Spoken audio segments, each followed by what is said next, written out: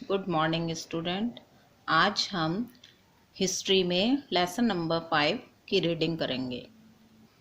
Lesson number 5 है आधुनिक काल में विश्व। आधुनिक समय की संकल्पना। पिछली कक्षा में हमने मध्य युग के समाज तथा लोगों के बारे में पढ़ा। विश्व के इतिहास में मध्य युग को आस्था का युग, आधुनिक को तर्क का युग कहा जाता है। आधुनिक युग का प्रारंभ 15वीं शताब्दी में यूरोप में पुनर्जागरण एवं धर्म सुधार के साथ हुआ। इसके विपरीत भारत में आधुनिक युग का प्रारंभ ब्रिटिश लोगों द्वारा भारत की पराधीनता के पश्चात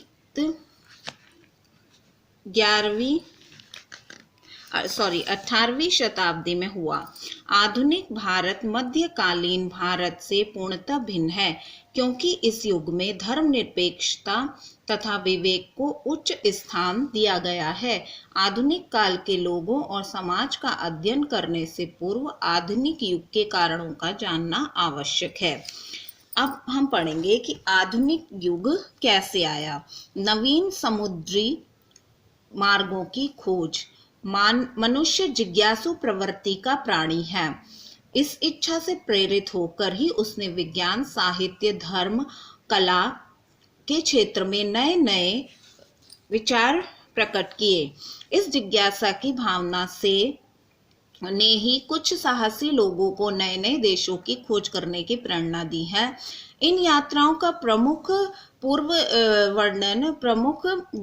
पूर्व के देशों के साथ व्यापार करके लाभ अर्जित करना तथा पूर्व के देशों की समृद्धि ने इन देशों के लोगों को बहुत आकर्षित किया है। वास्को डी गामा एक पुर्तगाली नाविक था जो सन 1498 में भारत के कालीकट जो कि केरल में है बंदरगाह पर पहुंचा। इटली के नाविक कोलंबस 1992 में पश्चिम की ओर यात्रा करते हुए ब्रह्मा द्वीप तक पहुंच गया, जिन्हें वह अपने अंत समय तक भारत ही समझता रहा। सन 1520 में मैगलन ने दुनिया का चक्कर लगाने का प्रण किया। इन सभी यात्राओं का उद्देश्य यद्यपि लाभ कमाना था, लेकिन इन खोजों ने संसार के विषय में मानव की धारणा को बदलकर रख दिया। व्यापार की क्रांति आई और विश्व में उपनिवेशवाद का जन्म हुआ। अमेरिका, अफ्रीकी और एशिया के नए समुद्री मार्ग की खोज से यूरोपीय लोगों की समृद्धि ने बहुत योगदान मिला। इन नए खोजों गए स्थानों से बहुत सी नई वस्तुएं यूरोप के देशों में आयात की जाने लगी और उन्हें अधिक उत्पादन एवं अपने संसाधनों को संगठित करने का प्रोत्साहन प्राप्त हुआ। व्यवसायी, उद्यमी तथा साहूकार वर्ग पूंजी बढ़ाने और उनके संग्रह के लिए प्रवृत्त हुए। इस प्रकार पूंजी अर्थव्यवस्था का जन्म हुआ, जिसे राजनीति में अनेक महत्वपूर्ण परिवर्तन किए। यूरोप में परिवर्तन। इसी समय यूरोप में धर्म सुधार आंदोलन ने धर्म के नवीन मूल्य प्रस्तुत किए।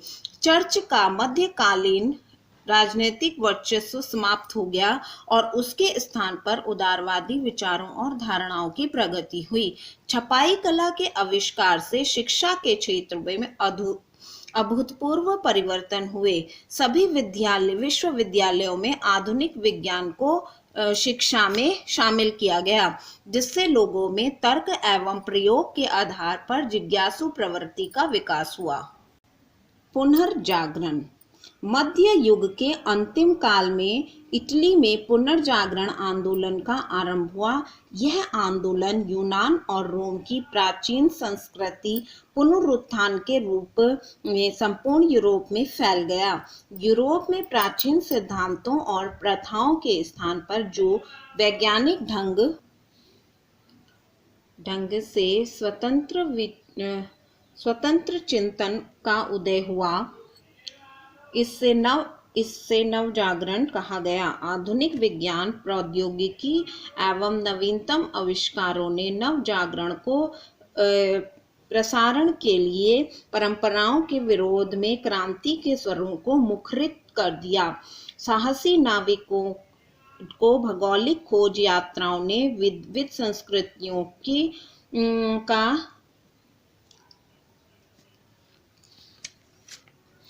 आमेलन करके नव जागरण को एक सुदृढ़ आधार प्रदान किया। इस प्रकार यूरोपीय जनमानस के जीवन एवं दृष्टिकोण में जिस चेतना का उदय हुआ उसे ही पुनर्जागरण की संज्ञा दी गई। स्वेन के अनुसार पुनर्जागरण एक व्यापक शब्द है जिसका प्रयोग उन सभी बौद्धिक परिवर्तनों के लिए किया जाता है जो मध्य युग के अंत में तथा आधुनिक युग के प्रारंभ में दृष्टिगोचर हो रहे हैं। डेविस के अनुसार पुनर्जागरण को इन शब्दों में परिभाषित किया गया है: धर्म के ठेकेदार से मुक्त होने के शांतिपूर्ण प्रयासों का नाम ही पुनर्जागरण है। पुनर्जागरण ने यूरोप वासियों को नया वैज्ञानिक दृष्टिकोण प्रदान करके पोप के पाखंड और प्राचीन रूढ़ियों को सदैव के लिए गहन अंधकार के गर्त में डुबो दिया। पुनर्जागरण के कारण। पुनर्जागरण जिसे रेनेसा या पुनर्जन्म कहा जाता है, निम्नलिखित कारणों से उत्पन्न हुआ। नंबर 1, धर्म युद्ध। यूरोप में लंबे समय तक चलने वाले युद्धों ने यूरोप के लोगों को विविध देशों के धर्म और संस्कृतियों से अवगत कराया तथा उसमें स्वतंत्र चिंतन की प्रवृत्ति उत्पन्न हुई जो पुनर्जागरण का आधार बनी। इस्लाम का प्रचार। अरब के लोगों ने यूरोप में इस्लाम धर्म का प्रचार के बहाने अपना आधिपत्य स्थापित किया और वहां के धर्म और राजनीति के दोषों को उजागर किया। इस प्रकार वहां धर्म, समाज और राजनीतिक दशाओं में जो परिवर्तन उत्पन्न हुए उन्हीं के कारण दबे पांव से नव जागरण ने यूरोप में प्रवेश पा लिया। भौगोलिक खोज। यूरोप के साहसी नाविकों की भौगोलिक खोज यात्राओं ने विविध संस्कृतियों का आमेलन करके नव जागरण के जैसे द्वार ही खोल दिए। नवीन आविष्कार। यूरोप के लोगों ने नवीन वैज्ञानिक आविष्कार करके छापे खाने से शिक्षा और मशीनों के आविष्कारों से उद्योगों के द्वार खोलकर पुनर्जागरण को साकार कर दिया। भाषा और साहित्य। छापे खाने के आविष्कार ने भाषा एवं साहित्य का विकास किया और इन दोनों ने लोगों को नया ज्ञान देकर पुनर्जागरण को सार्थक बना दिया। नगरों की स्थापना। उद्योग और वाणिज्य के विकास ने नए औद्योगिक नगरों की स्थापना को प्रोत्साहन दिया। इन नगरों ने नया दृष्टिकोण देकर पुनर्जागरण का नया मार्ग दिखा दिया। सामंतवाद का विनाश। 18वीं शताब्दी के आगमन तक यूरोप से सामंतवाद का कलंक हट चुका था। सामंतवाद के विनाश ने वहां पुनर्जागरण लाने में विशेष योगदान दिया। मानवतावाद। यूरोप के चित्रकारों, मूर्तिकारों और स्थापत्य कलाकारों ने मानवतावादी कलाकृति बनाकर मानवतावाद का संचार किया जिसके फलस्वरूप पुनर्जागरण दौड़ा चला आया। अब हम पढ़ेंगे पुनर्जागरण के क्या प्रभाव पड़े। यूरोप के सभी राष्ट्र पुनर्जागरण की स्वर्णिम आभा से अलौकिक हो उठे। इस नवीन जागृति की किरणों ने यूरोप के सभी राष्ट्रवासियों को अपने प्रभाव मंडल में समेट लिया। यूरोप के देशों पर पुनर्जागरण के अग्रलिखित प्रभाव पड़े। नंबर 1, पुनर्जागरण के कारण यूरोपीय देश व्यापारिक मार्गों की खोज और नए उपनिवेश स्थापित करने में जुट गए। उपनिवेशों की स्थापना के फलस्वरूप शोषण और आर्थिक पूंजीवाद का जन्म हो गया। नंबर 2, यूरोपीय स्थिति ने अधिक धन कमाने की होड़ में औद्योगिक केंद्रों और व्यापारिक मंडियों को विकसित कर दिया तथा अधिक धनवान बनाने की प्रतिस्पर्धा से यूरोपीय शक्ति में आर्थिक शत्रुता पनप गई। नंबर 3, वाणिज्यिक वृद्धि के कारण पूंजीपति पनपने लगे और यूरोपीय देशों में नई कंपनियां स्थापित होने के कारण उद्योग धंधे में भारी वृद्धि हुई। नंबर 4, पुनर्जागरण के फलस्वरूप समाज में सामुदायिक भावना और चिंतन का विकास हो गया तथा जनता राजनीतिक अधिकारों के प्रति जागरूक हो गई। नंबर 5, यूरोपीय देशों के निवासी रूढ़िवाद और अंधविश्वास छोड़कर नए प्रतिवादी युग की ओर बढ़ गए। उनमें ऐश्वर्य और भोग विलास की प्रवृत्ति बढ़ती चली गई। अमेरिकी क्रांति। उत्तरी अमेरिका में इंग्लैंड से आए अनेक लोग बस गए, परंतु उन्हें वे अधिकार नहीं दिए गए जो इंग्लैंड में बसे हुए अंग्रेजों को प्राप्त थे। इंग्लैंड सरकार ने इन क्षेत्रों को अपने उपनिवेश बना लिए थे। उत्तरी अमेरिका में बसे हुए ये लोग इंग्लैंड की सरकार के अधीन थे। अंग्रेज सरकार उनसे कर वसूल करती थी। करों में वृद्धि होती गई और वाणिज्य व्यवस्था तथा प्रशासन पर अनेक प्रकार के प्रतिबंध लगाए गए। उपनिवेशों में रहने वाले लोग इसका विरोध करने लगे। वे स्वयं को अमेरिकी मानने लगे और मांग करने लगे कि उनका राष्ट्र इंग्लैंड से स्वतंत्र होना चाहिए। 4 जुलाई 1776 में 13 उपनिवेशों के प्रतिनिधि आपस में मिले और उन्हें स्वतंत्रता की घोषणा की। इस घोषणा में कहा गया कि सभी मनुष्य जन्मजात समान हैं और मनुष्य को कतिपय जन्मसिद्ध अधिकार प्राप्त हैं, उन्हें कोई नहीं छीन सकता। अंत में उन्हें स्वतंत्रता मिली और उन्होंने गणतंत्र प्रणाली की सरकार स्थापित की। इस प्रकार संयुक्त राज्य अमेरिका बना। उन्होंने एक अधिकार विधेयक स्वीकार किया। इस विधेयक ने अमेरिकी नागरिकों को कुछ अधिकार प्रदान किए। ब्रिटिश सरकार की इस दमनकारी कार्रवाई से यह परिणाम हुआ कि दोनों पक्ष 1775 में ब्रिटेन के प्रथम युद्ध में उलझ गए। फिलाडेल्फिया में उपनिवेशों का एक सम्मेलन हुआ जिसमें उन्हें स्वतंत्रता के घोषणा पत्र को जारी कर दिया। फ्रांस, स्पेन और हॉलैंड की सेनाएं उपनिवेशों के साथ ब्रिटेन के विरुद्ध काफी लंबे समय तक लड़ती रहीं, जिसका नेतृत्व लॉर्ड कॉर्नवालिस कर रहे थे। इसके 2 वर्ष पश्चात ब्रिटिश ने वायसराय की संधि के अंतर्गत उपनिवेशों को स्वतंत्रता प्रदान की। यही क्रांति इस इतिहास में अमेरिकी क्रांति के नाम से जानी जाती है। नेक्स्ट है फ्रांस की क्रांति। उपनिवेशों की इस सफलता के उपरांत न केवल स्वतंत्रता को अमेरिकी आस्था के रूप में स्थापित किया गया, बल्कि इससे गामी परिणामों ने फ्रांसीसी क्रांति को भी प्रेरित किया। इस क्रांति के फलस्वरूप फ्रांस को एक विशेषाधिकार, निरंकुश और सत्यावादी शासन पर आधारित था। यहाँ का 14वां राजा लुइस अपने तमाम कमजोरियों के बावजूद भी देश के भलाई के लिए हमेशा तत्पर रहता था, लेकिन उसके उत्तराधिकारी सरकार के अंतर्गत अपने दायित्वों का पूर्ण रूप से पालन करने में सक्षम नहीं थे। इससे समाज में असमानता का दबाव बन रहा था। इसके विपरीत विशेषाधिकार रहित मध्यम वर्ग में कनिष्ठ पादरी, कृषक और श्रमिक थे। ये लोग बिना अधिकार के सभी दायित्वों के प्रति उत्तरदायी थे। लगातार युद्ध और राजा के उत्तराधिकारी द्वारा मनमाने खर्च ने राज्य को कंगाल बना दिया, जिसका परिणाम यह हुआ कि सरकार द्वारा लगाए करों का सारा बोझ विशेषाधिकार विहीन वर्ग पर पड़ गया, जो इसका भुगतान करने के लिए सक्षम नहीं थे। सन 1779 ईस्वी में 16वें लुई ने लगातार बढ़ते हुए खर्च की समस्या का हल निकालने के लिए स्टेट जर्नल की एक सभा बुलाई। यह सभा प्राचीन शासन की समाप्ति और क्रांति के लिए माध्यम सिद्ध हुई। अब फ्रांस की जनता फ्रांसीसी दार्शनिकों की उदारवादी विचारधारा के लिए प्रेरित थी। रूसो के अनुसार व्यक्ति स्वतंत्र पैदा होते हैं, परंतु वे सर्वत्र बंधनों में जकड़े हुए हैं। उसके अनुसार एक लोकप्रिय जनमत आधार पर सरकार द्वारा इस बंधन की बेड़ियां तोड़ी जा सकती थी। वोल्टेयर ने भी चर्चों में भ्रष्टाचार और निरंकुशता की बुराइयों का खुलासा किया। संक्षेप में इन संदेशों ने स्वतंत्रता, समानता एवं बंधुत्व, इन 3 शब्दों के आसपास क्रांति के सुर को बांध दिया।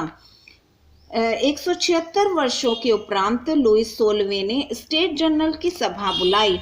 स्टेट जनरल का अर्थ है 3 सदन वाला एक निकाय। इन तीनों वर्गों में प्रत्येक वर्ग की संख्या समान थी और वे अलग अलग मतदान करते थे। मतदान के अंतर्गत विशेषाधिकार प्राप्त पहले 2 वर्गों को मत देने की दोहरी सुविधा का लाभ मिला हुआ था, जिससे आम लोगों में प्रतिनिधित्व करने वाला तीसरा निकाय वस्तुतः महत्वपूर्ण हो जाता था। तीसरे वर्ग ने इसका कड़ा विरोध किया।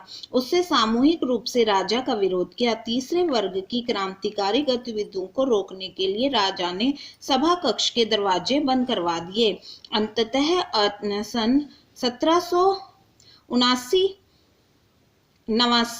ईस्वी में उसके इस निर्णय से ने जनरल स्टेट के सदस्यों को टेनिस कोर्ट में संविधान के निर्माण तक अलग न होने की प्रतिज्ञा लेने के लिए बाध्य किया और उसी प्रकार राष्ट्रीय सभा का निर्माण हुआ। फ्रांस की इस क्रांति के फलस्वरूप स्वतंत्रता, समानता और बंधुत्व का यह संदेश विश्व के अनेक देशों में प्रतिनिधित्व होकर उन्हें प्रेरित करता रहा। अमेरिकी और फ्रांसीसी क्रांति के पश्चात औद्योगिक क्रांति की नींव पड़ी। औद्योगिक क्रांति 18वीं शताब्दी इंग्लैंड को औद्योगिक क्रांति के चरण से गुजरना पड़ा। कलाकारों के स्थान पर अब घरेलू उत्पादन और कारखानों के सामान के उत्पादन हेतु मशीनों का प्रयोग होने लगा था। इसके परिणाम स्वरूप अंग्रेजी अर्थव्यवस्था की रूपरेखा बदल गई और साथ ही इंग्लैंड के भारत जैसे बाहरी देशों के साथ संबंध और बाहरी व्यापार प्रणाली भी बदली और पूंजीवाद का अर्थव्यवस्था के आधार के रूप में आविर्भाव हुआ।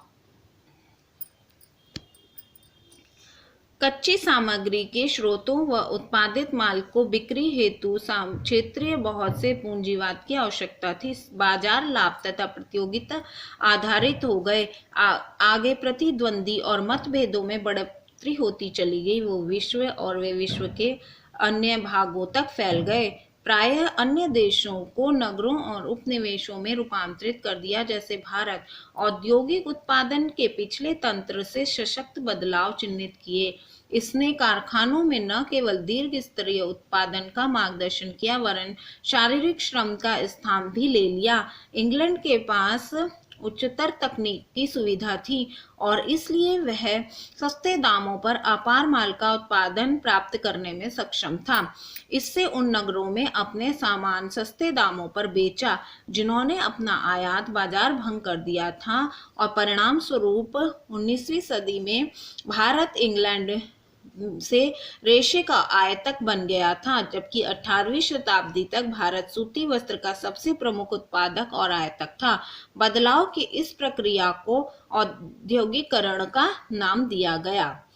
अब हम पढ़ेंगे औद्योगिक क्रांति को जन्म देने वाले कारण। औद्योगिक क्रांति अनायास ही प्रकट नहीं हो गई, उसे जन्म देने के लिए अनेक कारण उत्तरदायी हैं। इन कारणों का निम्नलिखित बिंदुओं के अंतर्गत समझा जा सकता है, जैसे लोहे की खोज, नवीन आविष्कार, पर्याप्त पूंजी, चालक शक्ति, कच्चे माल की उपलब्धता, बाजारों की सुलभता, श्रमिकों की सुलभता, परिवहन के साधनों का विकास, उपनिवेशवाद।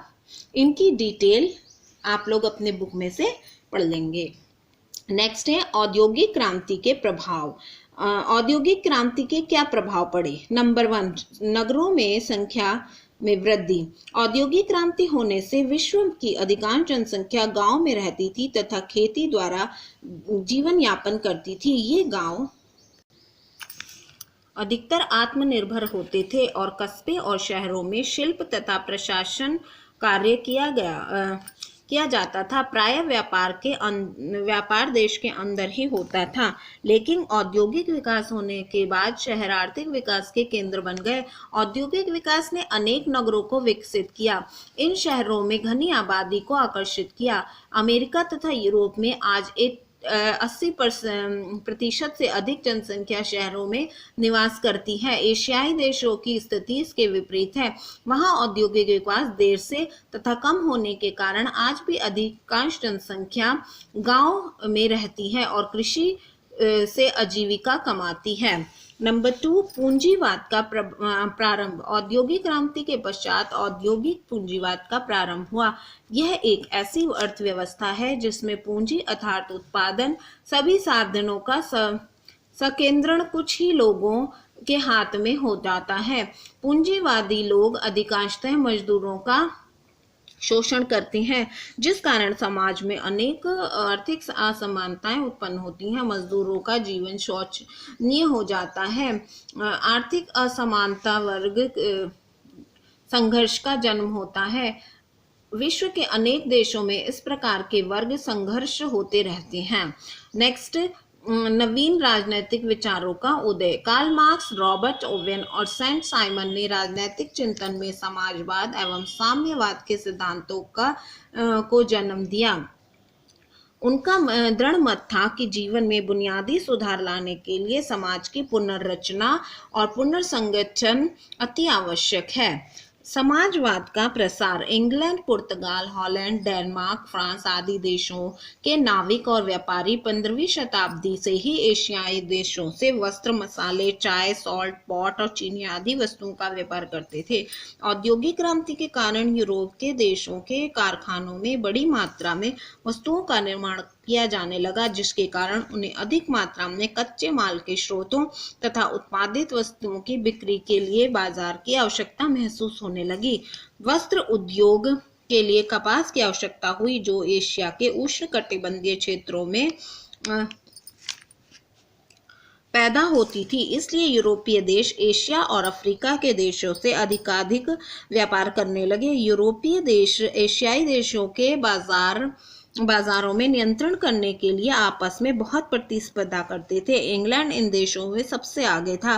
भारत, श्रीलंका और एशिया के अनेक देश इंग्लैंड में अपनी प्रभुत्ता कायम कर ली। इंग्लैंड, पुर्तगाल, फ्रांस, डेनमार्क, हॉलैंड आदि देशों ने एशियाई देशों की राजनीतिक अस्थिरता, वहां केंद्र शक्ति न होने का लाभ उठाकर उन देशों में अपने अपने उपनिवेश स्थापित कर लिए। धीरे धीरे इन देशों पर राजनीतिक नियंत्रण भी स्थापित कर लिया। राजनीतिक नियंत्रण स्थापित करने के प्रयास में यूरोपीय देशों में आपसी संघर्ष भी हुआ, जिसमें इंग्लैंड विजयी हुआ। एंड लास्ट टॉपिक है आपका नए आंदोलन। 19वीं सदी के दौरान ही मजदूरों ने अपने हितों की रक्षा की प्राप्ति के लिए संगठन बनाने आरंभ कर दिए। इन संगठनों को मजदूर संगठन कहा गया। ये मजदूर संघ एक प्रकार से पूंजीपति अथवा उद्योगपतियों द्वारा दिए जाने वाले मजदूर शोषण के विरुद्ध अपनी मांगें मनवाने के लिए बनाए गए। इन संघों ने नई और बेहतर जिंदगी के लिए राजनीतिक आंदोलन भी शुरू किया। कुछ विचारकों और दार्शनिकों ने यह मांग उठाई कि जमीन, कारखाने और उत्पादन के अन्य साधनों पर व्यक्तिगत स्वामित्व न होकर जनता का स्वामित्व होना चाहिए। इसमें से ऐसे 2 विचारक हुए जिनके सिद्धांतों का सारी दुनिया पर बहुत असर पड़ा। ये 2 विचारक थे कार्ल मार्क्स और फ्रेडरिक एंजल। इन्होंने कहा, पूंजीवाद के स्थान पर एक नई अर्थात सामाजिक व्यवस्था समाजवाद की स्थापना होनी चाहिए। समाजवादी व्यवस्था का उत्पादन सारे साधन, जमीन, कारखाने आदि पूरे समाज की सामूहिक संपत्ति होंगे, लेकिन इन पर केवल कुछ लोगों का ही अधिकार नहीं होगा। इनके विचार से प्रेरित होकर पहली सफल क्रांति 1917 में रूस में हुई, जिसने वहां की निरंकुश जारशाही को उखाड़ फेंका। इस क्रांति से ने विश्व के सभी देशों को प्रभावित किया। इस प्रकार से हम देखते हैं कि पिछली 2-3 शताब्दी में विश्व अनेक क्रांतियों और आंदोलनों से गुजरा। इन क्रांतियों और आंदोलनों का मुख्य उद्देश्य भारत में समाज में समानता और स्वतंत्रता की भावना पर बल देना था। इस काल में विश्व के सभी देश एक दूसरे के संपर्क में आए। द्वितीय विश्व युद्ध के पश्चात सभी देशों ने मिलकर ऐसे प्रयास किए कि विश्व में शांति और सद्भावना का वातावरण बने, एक ऐसे समाज की स्थापना हो जिसमें सभी व्यक्तियों को समान अधिकार मिले तथा सत्ता जनता के हाथ में हो। ओके स्टूडेंट, ये चैप्टर आपका यही समाप्त होता है। Good bye.